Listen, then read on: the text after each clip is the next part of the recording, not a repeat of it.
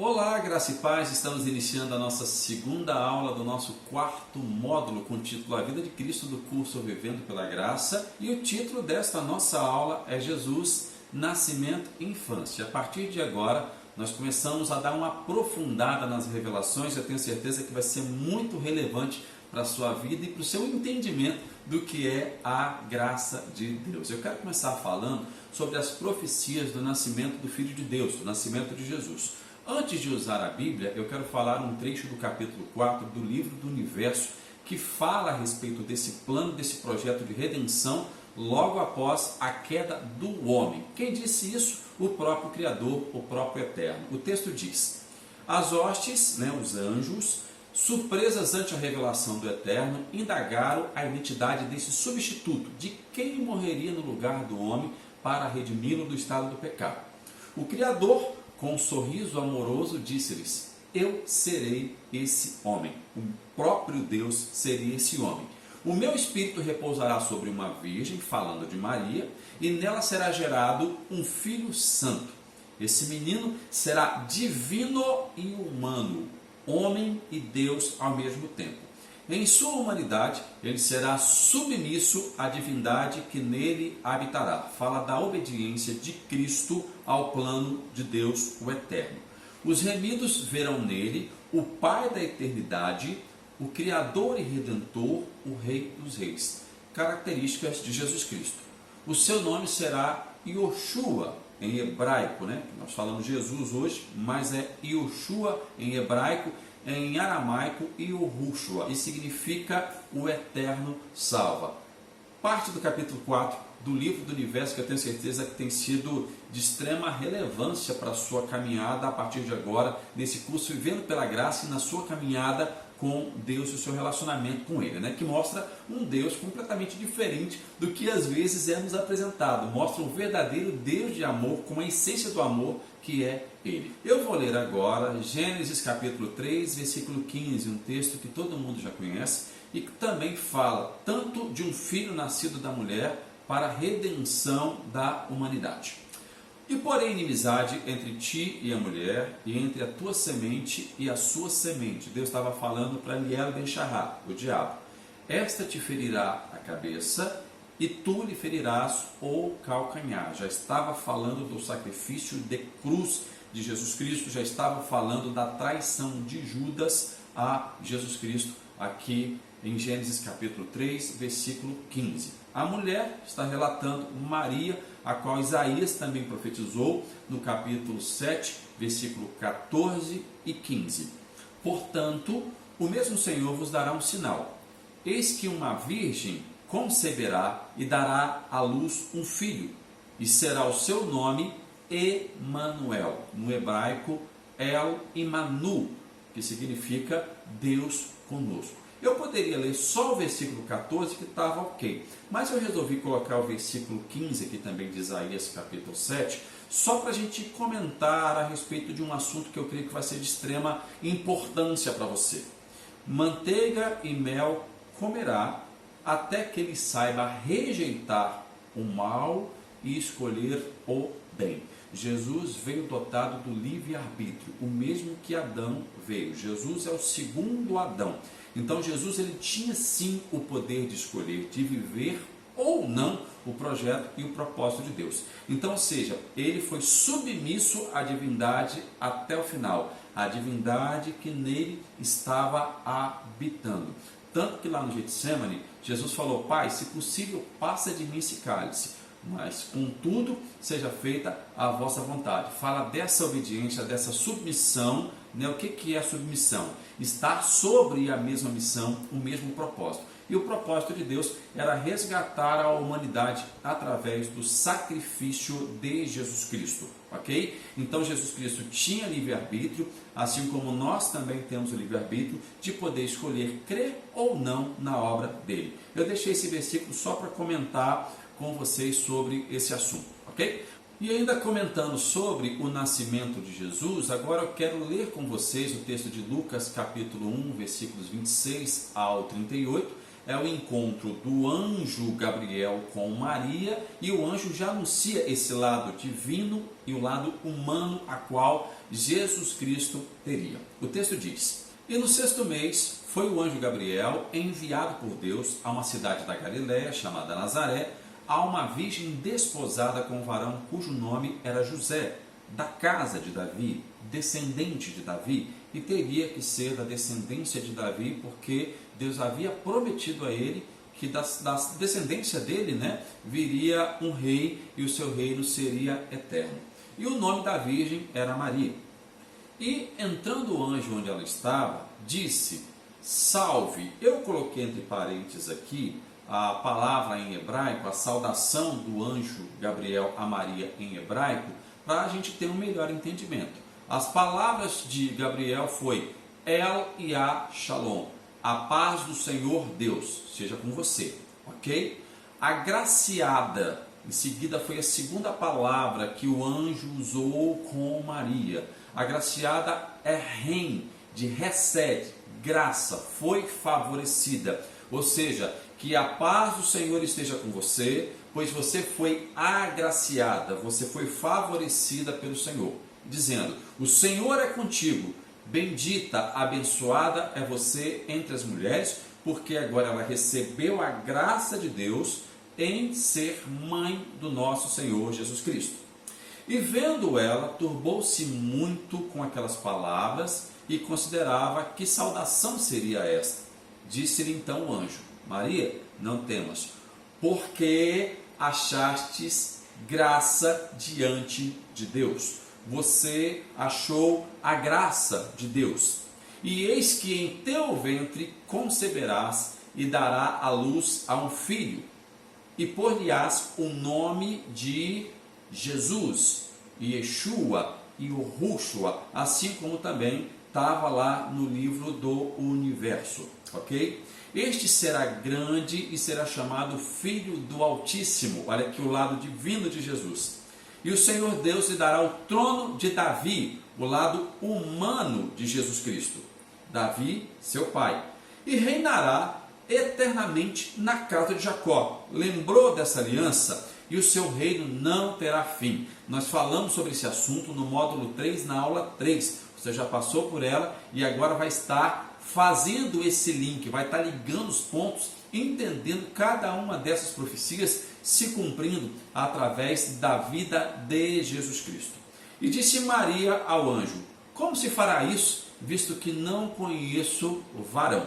E respondendo o anjo, disse-lhe: descerá sobre ti o Espírito Santo, Roá no hebraico, Pneuma no grego, e a virtude do Altíssimo te cobrirá com a sua sombra, pelo que também o santo que há de te nascer será chamado Filho de Deus. Todo o lado divino de Jesus Cristo sendo apresentado agora nessa conversa de Gabriel com Maria. Eu coloquei entre parênteses aqui a palavra que é usada no hebraico para falar sobre esta virtude. Você precisa entender a completude desta palavra e o poder, na realidade, que ela trouxe para Maria e que trouxe para a vida de Jesus, mostrando todo esse lado poderoso de Deus nesta concepção espiritual divina do Filho dele, através de Maria, pelo Espírito Santo, ok? O Espírito Santo do Senhor envolveria agora a vida de Maria e ela receberia a virtude. Isso está falando do poder criador de Deus, aquilo que faz com que todas as coisas sejam criadas. Ok? Esta palavra é usada sobre o poder criador de Deus. Vou te falar uma coisa aqui, não dá nem para dizer na realidade qual é a pronúncia dessa palavra, porque assim como é o tetragrama para falar o nome do eu sou, um ser existente, também foi colocado, apresentado como um tetragrama aqui de letras no hebraico, que é Ale, Yud, Kaf, Rei. São essas 4 letras aqui representadas no nosso alfabeto como A, Y, K, H. Ale, Yud, Kef, Rei. Fala do poder criador de Deus. Fala do mesmo poder que estava sobre a vida de Jesus Cristo e ele realizava esses milagres. É o mesmo poder hoje concedido à igreja, exatamente. Eu e você temos esse poder, a fonte criadora de Deus, de trazer à existência através da fé aquelas coisas que ainda nós não vemos, mas sabemos que elas já existem no plano espiritual. Nós só precisamos acreditar, determinar, né? Quando eu for falar de fé, eu vou falar um pouco a respeito disso, para trazer à existência essas coisas. Esse poder representado aqui nesse tetragrama, né? Ale, Yud, Kef, Rei, que é a palavra usada para falar sobre virtude de Gabriel para Maria. E o Filho de Deus teria esse poder agora estaria sobre a vida de Maria, mãe de Jesus, ok? E Gabriel continua dizendo para Maria: e eis que também Isabel, tua prima, era prima de segundo grau, concebeu um filho em sua velhice, e este é o 6º mês para aquela que era chamada estéril.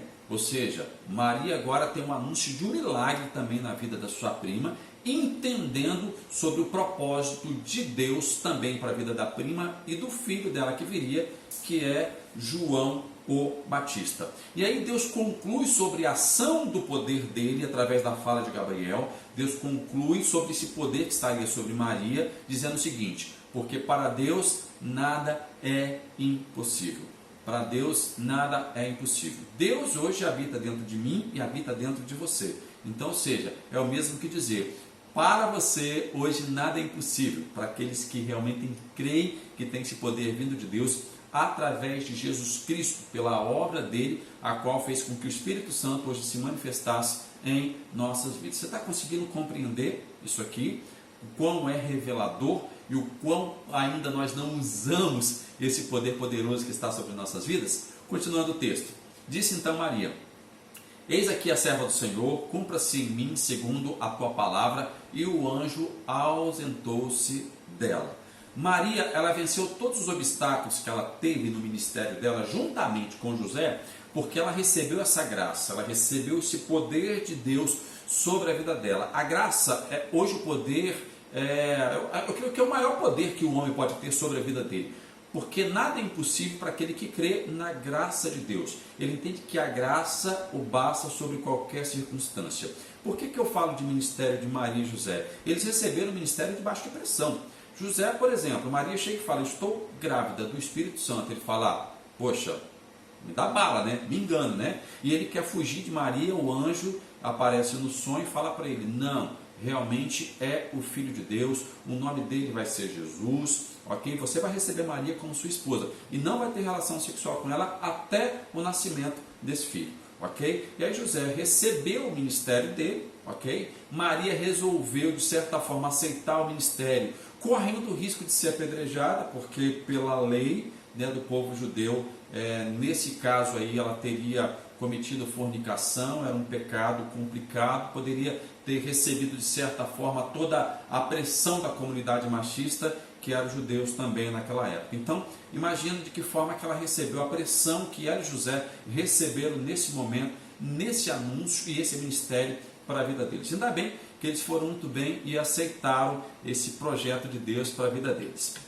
Vamos lá. A sequência de acontecimentos, né, durante o período da gestação de Maria, também de Isabel, como nós falamos na aula passada, aconteceram algumas coisas. Assim que Maria recebe esse anúncio, essa visita do anjo Gabriel, provavelmente ela procurou José, conversou com José, em seguida José tem um sonho, resolve aceitar esse ministério juntamente com Maria, e Maria agora vai visitar Isabel, a sua prima, né? Quando elas se encontram lá, as duas crianças se saudam, tanto que havia tanto poder na vida de Maria por causa de Jesus Cristo, por causa do poder da virtude de Deus criadora que estava sobre ela, que quando Maria se encontra com Isabel, manifesta o Espírito Santo na vida dela, passa aquela unção e ela começa a profetizar sobre a vida de Maria e sobre Jesus Cristo, ok? E aí, em seguida ela volta, provavelmente com José,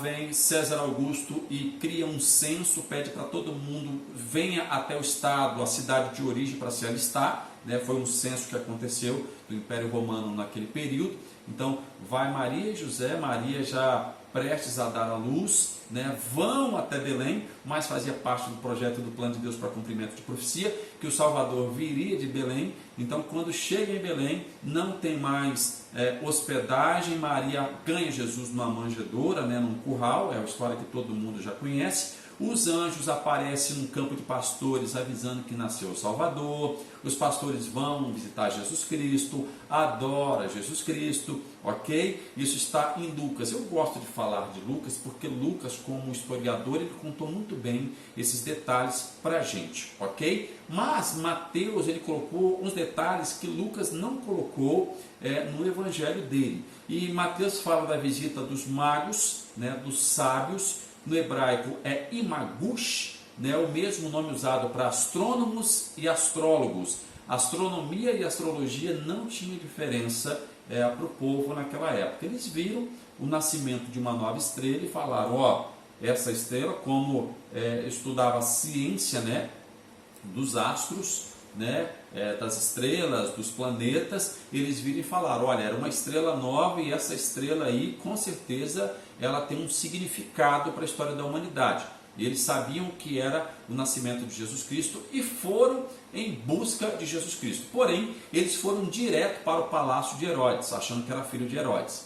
E não era filho de Herodes. Herodes, assustado com aquilo, falou, vou despedir vocês aqui, quando vocês acharem esse rei que nasceu, o rei dos judeus, me avisa, para que eu possa também adorá-lo. E não era esse o plano de Herodes, não. Ele queria matar Jesus Cristo. E esses reis, então, vão agora para Nazaré. Maria já está em Nazaré, ela não estava mais em Belém. Isso demorou um tempo, tá, gente? Tem gente que acha que esses magos vieram ainda em Belém, na manjedoura, visitar Jesus. Não.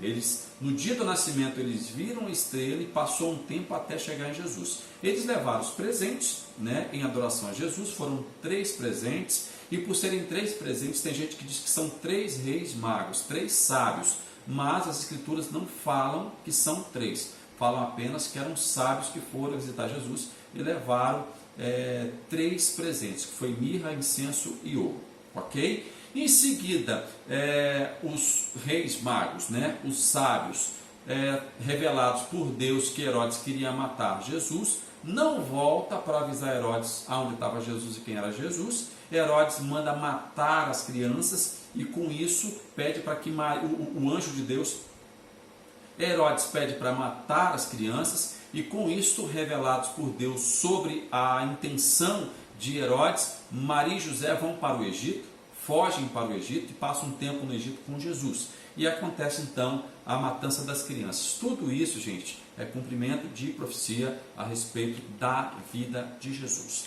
ok? Sobre a infância de Jesus. O que nós sabemos sobre a infância de Jesus é que ele era muito sábio e que havia muita graça na vida dele. A graça de Deus já se manifestava na vida de Jesus desde o momento em que ele nasceu, desde o momento da concepção dele, essa graça já era manifestada.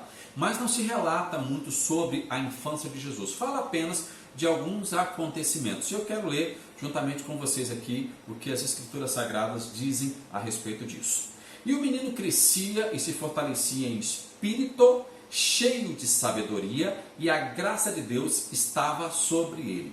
O apóstolo João, no capítulo 1, versículo 7, a parte B do seu evangelho, ele fala que a graça e a verdade vieram por Jesus Cristo. Jesus é a verdade, né? Ele é a verdade, e ele também é a graça. Ele trouxe essa revelação poderosa de Deus para nossas vidas. Então isto era notório na vida de Jesus Cristo.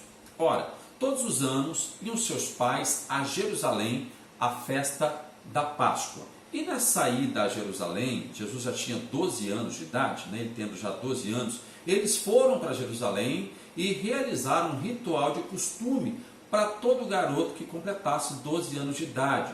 O judeu ele comemora o Bar Mitzvah, de todo garoto com 12 anos. Menina é com 13 anos, menino é com 12 anos. E o que significa Bar Mitzvah? É o mesmo que filho da lei. É o momento em que o garoto recebe a maturidade para estudar, para ter um mestre para entender sobre a lei de Moisés, ok? Segundo o costume do dia da festa. E o Bar Mitzvah, gente, é uma festa muito alegre que é feita do pai para com o filho de 12 anos. E Jesus já tinha e passou por esse costume porque ele também era judeu, ok? Ele era hebreu, ele era da descendência de Abraão, né? Ele já tinha sido circuncidado quando criança, né, que fazia parte do costume deles, e agora participa do Bar Mitzvah, filho da lei. E regressando-se eles, terminado aqueles dias, ficou o menino Jesus em Jerusalém, e não soube José nem a sua mãe. Pensando, porém, eles que viria de companhia pelo caminho, andaram caminho de um dia e procuravam-no entre os parentes e conhecidos. E como não o encontrassem, voltaram a Jerusalém em busca dele. Depois de quase um dia andando. Gente, de Jerusalém a Nazaré, onde Jesus Cristo morava, era cerca de 135 quilômetros, de acordo com as estradas daquela época. Hoje, a distância é um pouquinho menor, mas são 135 quilômetros, ok? Não é perto não, então eles já tinham andado muito, não encontraram Jesus, então foram atrás dele. E aconteceu que passado 3 dias, o acharam aonde? No templo, assentado no meio dos doutores, ouvindo-os e interrogando-os. E todos os que ouviam admiravam a sua inteligência e resposta. A sabedoria de Deus estava sobre Jesus Cristo. Ele conhecia muito bem a lei. E quando o viram, maravilharam-se e disse-lhe sua mãe: Filho, por que fizestes assim para conosco? Eis que teu pai e eu ansiosos te procurávamos. E ele lhes disse: Por que é que me procuráveis? Não sabeis que me convém tratar dos negócios de meu pai? E eles não compreenderam as palavras que ele dizia. E desceu-lhes com ele e foi para Nazaré. E era-lhes sujeito. E sua mãe guardava no seu coração todas estas coisas. E crescia Jesus na sabedoria e na estatura e em graça para com Deus e os homens. Olha só, lembra sobre a manteiga e o mel que eu li a respeito de Isaías capítulo 7, versículo 15 com você, uma profecia sobre Jesus? Pois é, no Bar Mitzvah dele passou esse tempo e agora Jesus ele já toma suas próprias decisões. Mas ele era obediente aos seus pais, como diz aqui, que nós acabamos de ler. Mas a partir desse momento, já se cumpria esse momento. Jesus tinha decidido escolher o bem e cumprir o propósito do Pai, ok? Segundo as profecias. E ele crescia em sabedoria e estatura, em graça para com Deus e os homens. Gente, não existe essa coisa, Deus manifestou a graça em mim e as pessoas que estão à sua volta não vê, ok? A graça de Deus, quando está sobre a sua vida e ela é praticada por você, com certeza todo mundo que está à sua volta também vai ser atingido por ela, ok? Então, gente, é o que nós temos aqui de revelação sobre a infância de Jesus Cristo, o nascimento e a infância de Jesus Cristo, o que nos diz as Escrituras. Jesus ajudava o seu pai José na carpintaria, na marcenaria, ou de repente pedreiro, porque a palavra usada aqui para carpinteiro era a mesma para pedreiro na época, né? Eu não tenho esses dados para passar para você. Como de costume na família, os filhos sempre ajudavam o pai no trabalho, mas eu não vou dizer para você que era e que não era, porque eu não tenho essa informação. E na realidade, o nosso objetivo aqui é que você reconheça Jesus como o Filho de Deus, que se fez homem e também Filho de Deus divino, para estabelecer sobre nossas vidas o plano de Deus de resgate da humanidade do estado do pecado. Espero que essa aula tenha sido relevante para você e te aguardo na nossa terceira aula do quarto módulo. Até lá!